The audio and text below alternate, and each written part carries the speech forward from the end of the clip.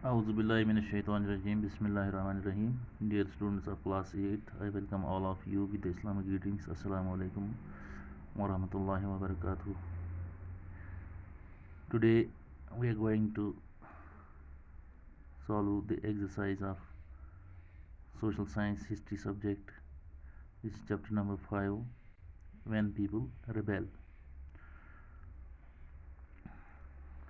Let us recall. Question number 1. What was the demand of Rani Lakshmi of Jhansi that was refused by the British? Rani Lakshmi Bai جو تھی جھانسی کی، اس کی کیا demand تھی جس کو ریفیوز کیا برٹش نے؟ اس کا آنسر ہے after the death of her husband Rani Lakshmi wanted her adopted son to be recognized as the heir to the kingdom. Rani Lakshmi Bai جو تھی اس نے اپنے ہسبینڈ کی ڈیتھ کے بعد اپنے بیٹے کو، جو اڈاپٹیڈ سن تھا، اس کا اڈاپٹ کیا تھا. اس نے انگریزوں سے ڈیمانڈ کی کہ اس کو ریکوگنائز کیا جائے، اس کا لیگل ہیئر یعنی اس کا وارث تسلیم کیا جائے اس کو کنگڈم کے لیے. Question number 2. What did the British do to protect the interest of those who converted to Christianity? Britishers نے کیا کیا انٹرسٹس پروٹیکٹ کرنے کے لیے ان کے جو کنورٹ ہوئے تھے کرسچینٹی کی طرف؟ یعنی کہ برٹشرس جو یہاں پر آئے تھے، ایک تو انہوں نے یہاں پر کالونیل رول جو ہے وہ اپنے کاروبار کے لیے بھی کیا تھا، دوسرا ان کا ایم ایک تھا کنورجن کے لیے، یعنی وہ کرسچینٹی کی طرف دعوت بھی دے رہے تھے. تو جو کرسچنز کنورٹ ہوئے تھے ان کے رائٹس کو پروٹیکٹ کرنے کے لیے، ان کے انٹرسٹ کو پروٹیکٹ کرنے کے لیے برٹشرز نے کیا کیا؟ In 1850, a new law allowed an Indian who had converted to Christianity to inherit property of his ancestors. This law made it easier to convert to Christianity. 1850 میں ایک لا بنایا برٹشرز نے جس نے ایک انڈین کو اجازت دی تھی جو کرسچینٹی کی طرف کنورٹ ہوا، یعنی اپنا ریلیجن چھوڑ کے، ہندوازم چھوڑ کے جو کرسچینٹی کی طرف گیا، تو اس کو انہیریٹنس جو ہے پراپرٹی کی، یعنی پراپرٹی کی کا وارث جو ہے وہ اپنے انسسٹرز جو اس کے آبا و اجداد تھے ان کا وارث رہ سکتا تھا مذہب چینج کرنے کے باوجود. This law made it easier to convert to Christianity. اس لا کی وجہ سے کرسچینٹی کی طرف کنورٹ ہونا جو ہے وہ آسان ہو گیا، کیونکہ اس سے پہلے قانون تھا کہ اگر کوئی اپنے مذہب کو چھوڑتا تو وہ پراپرٹی جو ہے اس کا وارث نہیں رہتا تھا. Question number 3. What objections did the sepoys have to the new cartridges that they were asked to use?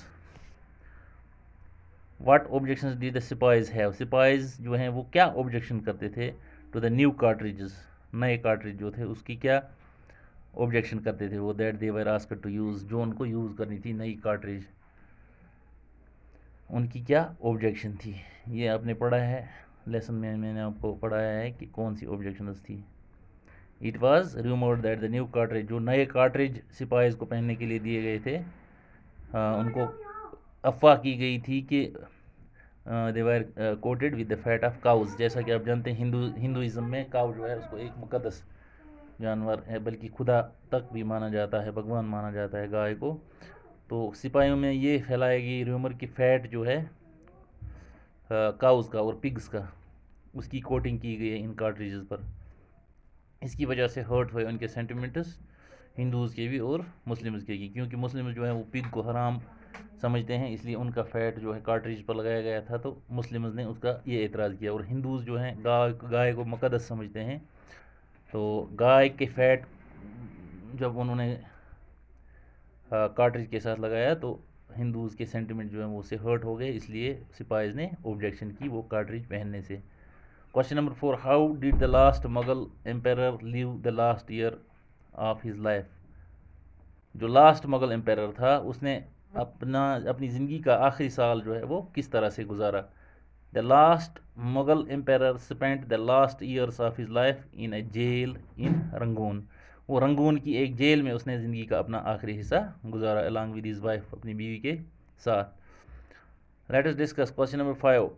What could be the reason for the confidence of the British rulers about their position in India before May 1857؟ یعنی مئی 1857 کا جو revolt ہوا تھا Britishers کے against, اس سے پہلے ان کی position جو ہے اس کو لے کر کیسی کانفیڈنس تھی برٹشرز کے بیچ؟ اس کا آنسر ہے within 100 years of assuming the Diwani of Bengal. جو دیوانی آف بنگال انہوں نے ایزیوم کی تھی 100 years کے بعد, the British became the unquestioned rulers. اب ان کا رول جو تھا اس کے خلاف کوئی بھی کوشچن, کوئی بھی سوال نہیں اٹھا سکتا تھا برٹشرز کے رول کے خلاف. اور a large part of the Indian sub continent, جو انڈین سب کانٹیننٹ ہے, اس سب کانٹیننٹ پر بہت سارے پارٹ پر, بہت سارے بڑے حصے پر ان کا اب رول تھا اور انکوسچنڈ رول تھا ان کا. کوئی اس کو کوشچن نہیں کر سکتا تھا ان کے رول کو. They rarely had to use force to take control over a territory. جب بھی کسی ٹیریٹری پر, کسی زمین کے خطے پر ان کو کنٹرول کرنا تھا, ان کو کوئی زیادہ فورس یوز نہیں کرنا پڑتا تھا اس ٹیریٹری پر حصہ کرنے کے لیے, کیوں قبضہ کرنے کے لیے, کیونکہ ان کا رول جو ہے وہ ان کنٹرولڈ رہ گیا تھا, یہ انکوسچنڈ رہ گیا تھا. They are doing profitable trade which was their main objective. ان کا مین آبجیکٹیو جو تھا وہ پروفیٹیبل ٹریڈ, یعنی کاروبار, جس کاروبار سے ان کو اچھی خاصی آمدنی, اچھا خاصا منافع ملتا تھا, وہ کاروبار کرتے تھے. They also succeeded in winning the support of most of the local rajas and chieftains. جو لوکل راجاز اور چیفٹنز تھے, چیف تھے یہاں قبیلوں کے, ان کا جو ہے ان کو سپورٹ ملنا شروع ہو گیا, جو لوکل راجاز تھے. These are some of the possible reasons. یہ کچھ پاسبل ریزنز ہیں جو ان کی کانفیڈنس برٹشرز کی before 1857 about the position in India. Question number 6. What impact did Bahadur Shah Zafar's support to the rebellion have on the people and their ruling families? جو بہادر شاہ ظفر ہے اس کا سپورٹ ریبیلین کو, اس پر اس کا کیا امپیکٹ پڑا, rebellion پر اس کا کیا امپیکٹ پڑا بہادر شاہ کے سپورٹ سے لوگوں پر اور رولنگ فیملیز پر؟ اس کا آنسر ہے the decision by Bahadur Shah Zafar to support the rebellion had dramatically changed. Bahadur Shah Zafar جو ہے اس کا سپورٹ کرنے کا ڈیسیجن ریبیلین کو ڈرامیٹیکلی چینج ہو گیا, اس نے ساری سچویشن کو ڈرامیٹیکلی چینج کیا. Most of the smaller rulers, جو چھوٹے چھوٹے رولرس تھے اور چیفٹنز تھے, had been ruling over the territories on behalf of the Mughal ruler. Mughal ruler کے بہاف پر وہ ٹیریٹریز پر راج کرتے تھے. موسٹ آف دا رولرس اور چیفٹنز وہ رول کر رہے تھے ٹیریٹریز پر on behalf of Mughal ruler. They hoped that if the Mughal ruler could once again resume power. وہ ایک امید کرتے تھے کہ مغل رولر جو ہے اگر اس کے پاس پھر پاور آ گئی, they would also be able to rule their own territories. جو ان کے علاقے ہیں وہ ان کی اپنے علاقوں پر بھی پھر رول کر سکتے ہیں اگر مغل امپیرر جو ان کا پاور واپس آیا. people were emboldened by an alternative possibility. ان کے پاس ایک آلٹرنیٹیو پاسبلٹی ان کو لگ رہی تھی کہ اگر ان کا پاور واپس آیا تو ہمیں بھی اپنی چھینی ہوئی ٹیریٹریز جو ہیں وہ واپس مل سکتی ہیں. Question number 7. How did the British succeed in securing the submission of the rebel landowners of Awadh. Britishers کیسے کامیاب ہوئے in securing the submission of rebel, جو ریبل تھا ان کی سبمیشن یعنی ان کی تابع داری حاصل کرنے میں, جو لینڈ اونرس تھے اودھ کے, ان کی تابع داری حاصل کرنے میں کیسے کامیاب ہوئے برٹشرز؟ اس کا آنسر ہے the British also tried to win back people's loyalty. Rewards were announced for loyal landlords Britisher. برٹشر جو تھے انہوں نے لوگوں کی لائلٹی حاصل کرنے کی جو ہے کوشش کی, اور ریوارڈس اناؤنس کیے, انہوں نے انعامات اناؤنس کیے جو لائل لینڈ ہولڈرز تھے, یعنی جو ان کے وفادار زمیندار تھے, ان کے لیے انہوں نے اناؤنس کیے ریوارڈس, انعامات. The loyal land holders were allowed to enjoy their traditional rights over the land. جو ان کے ٹریڈیشنل رائٹس ہوتے تھے لینڈ پر, زمین پر, ان لائل لینڈ لارڈس کے, ان کو انجوائے کرنے کی انہوں نے بھرپور آزادی دے رکھی تھی. The rebels were told that if they submit to the British they would remain safe. اور ریبلز کو کہا گیا کہ اگر آپ ہماری بات مان لیں گے, آپ سبمیشن کریں گے ہماری طرف, یعنی آپ ہماری بات مان جائیں گے تو آپ سیف ہو جائیں گے.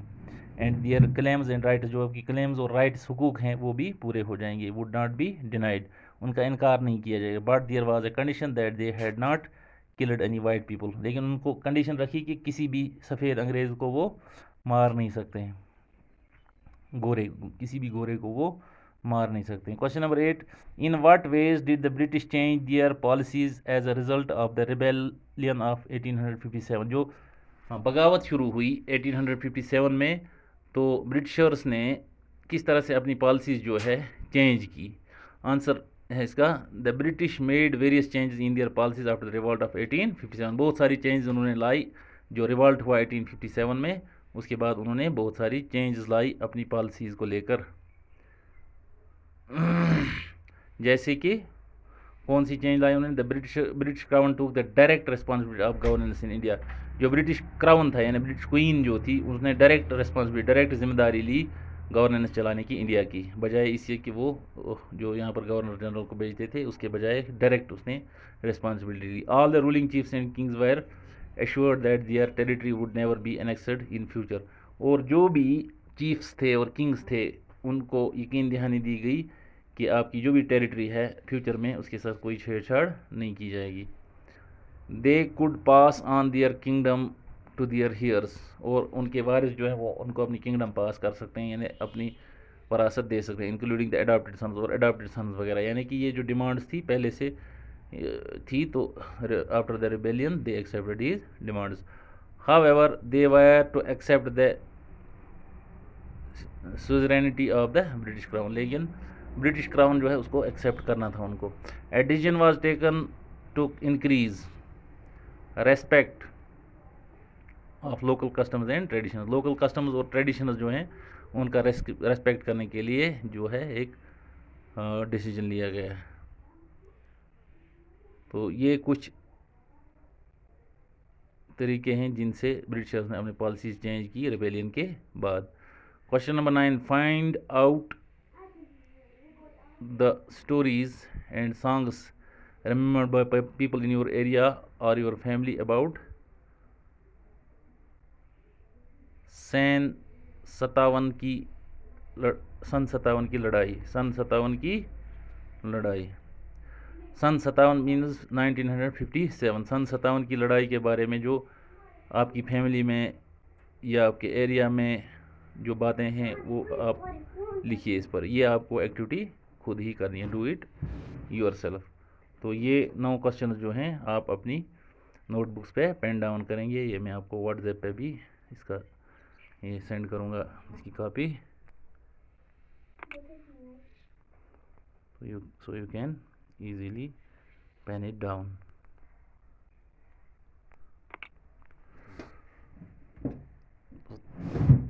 This is all for today. I shall meet you tomorrow inshallah. Till then, take care and goodbye.